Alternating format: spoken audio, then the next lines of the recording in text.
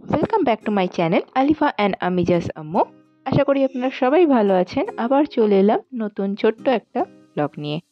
আজ আমরা এসেছি মা সুধাস কিচেন। এটা কিনা গোড়াবাজারে আছে।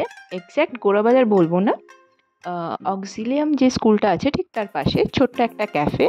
এই ক্যাফের ইন্টেরিয়ার থেকে শুরু করে সব কিছুই খুবই ভালো, আর খাবারগুলো তো খুবই টেস্টি। আর এই ক্যাফেটা সাইজে ছোট হতে পারে, কিন্তু আপনারা দেখে অবাক হয়ে যাবেন যে এতটা ভিড় হচ্ছে, আমাদেরকে রীতিমতো ওয়েটও করতে হয়েছে কিছুক্ষণ এখানে খাবারগুলো ট্রাই করার জন্য।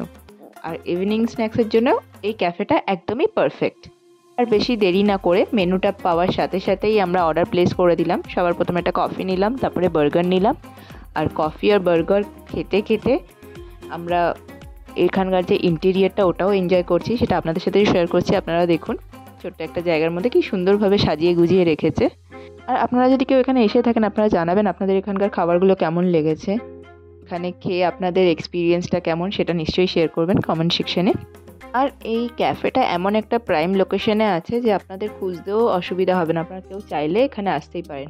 আর যদি আশেপাশে থাকেন গোড়াবাজারে, নিশ্চয়ই একবার এসে ট্রাই করবেন। খুব ভালো একটা ক্যাফে, পকেট ফ্রেন্ডলি।